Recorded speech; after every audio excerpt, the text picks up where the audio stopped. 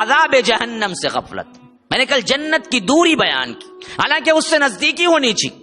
اس کا اپوزٹ مضمون جہنم سے غفلت پوری امت پہ چھائی ہوئی، بجز چند افراد کے جو تقوی والے ہیں آٹے میں نمک کے برابر بھی نہیں ہوں گے. ہاں یہ ہزاروں مل جائیں گے جو روٹین کے مسلمان ہیں، بس روٹین کا مسئلہ نہیں، ڈر کتنا ہے. پنج وقتہ نمازی ہیں بھائی، تہجد ہے بھائی، فلاں ہے بھائی، یہ سب چیزیں ہم کر رہے ہیں، بس ہم جنتی ہیں، پہلے ہی دماغ میں بیٹھا ہوا ہے ہم کر رہے ہیں جنتی.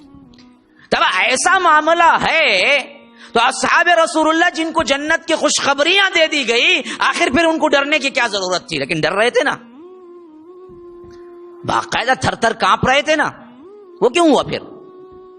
ہاں عبداللہ ابن عباس صحابی رسول اور چچا اللہ کے رسول کے، وہ بھی جنتی، باپ بھی جنتی، بیٹا بھی جنتی.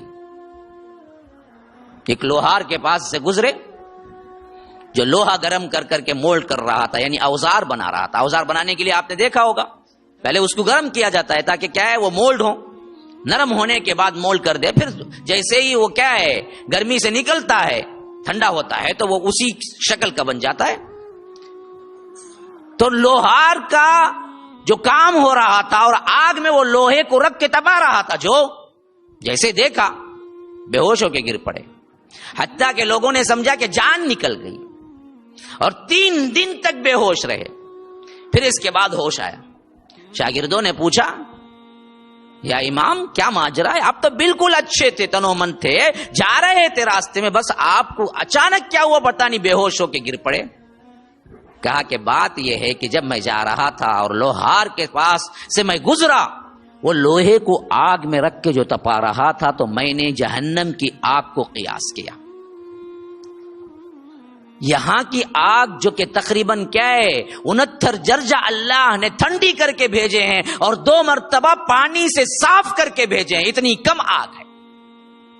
جہنم کی آگ اس آگ سے 70 گنا بڑی، زبردست، شدید وہ آگ ہے. جب یہاں کی آگ میں کوئی بندے کو تپا نہیں سکتے، وہ دیکھ نہیں سکتے، ہم لوہے کو جب تپا رہا تھا تو اپنے اوپر قیاس کیا کہ پھر تو جہنم کی آگ، یہ 70 درجہ کم کی آگ کو ہم سہ نہیں سکتے، جہنم کی آگ کہاں سے سہیں گے؟ بس یہ خیال آیا تھا کہ میں بے ہوش ہو گیا.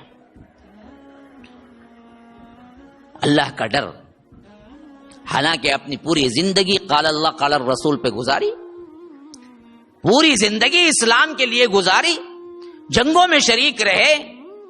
ہاں اللہ کے رسول صلی اللہ علیہ وسلم کے کیا پیش گوئیاں، خوشخبریاں انہیں ملی، پھر بھی حال یہ ہے جہنم کے ڈر کا، جس کی وجہ سے ہمیشہ بندہ گناہ کرنے سے پہلے ڈرتا ہے. تو یہ ڈر نکل گیا.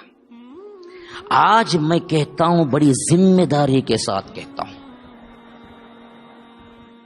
50% سے زیادہ گناہ سے بچے بھی ہوئے، یعنی پہلے تو گناہ سے بچے ہوئے نہیں ہیں، اب گناہ سے بچے ہوئے سمجھیے کہ آپ 1000 میں 10 نکال کے رکھ لیں کہ بھائی یہ اللہ والے بندے ہیں جنہوں نے کیا ہے گناہ سے بچے ہوئے ہیں.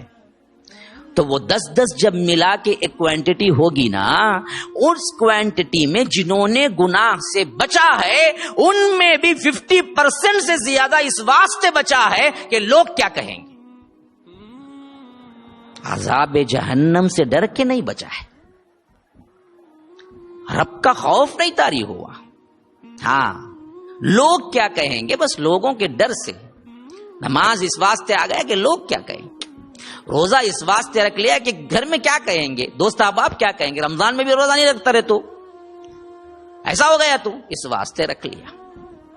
ہاں کبھی کبھی کیا ہے اسلامک رسومات جو موقع ہیں اس میں شامل ہو جاتے ہیں، کیوں؟ دوست کیا کہیں گے، لوگوں کو بتانا ہے میں مسلمان بھی ہوں، اس واسطے آ گیا.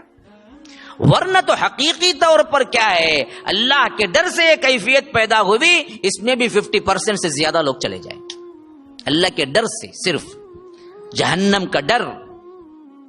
اسی لیے اللہ تبارک و تعالی نے فرمایا وَإِنَّ جَهَنَّمَ لَمَوْعِدُهُمْ أَجْمَعِينَ لَهَا 7 أَبْوَابٍ.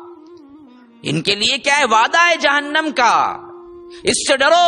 اور ہر نبی ڈرا، وَيَدْعُونَنَا رَغَبًا وَرَهَبًا، انبیاء میں فرمایا یہ میرے اللہ کے بندے ہیں.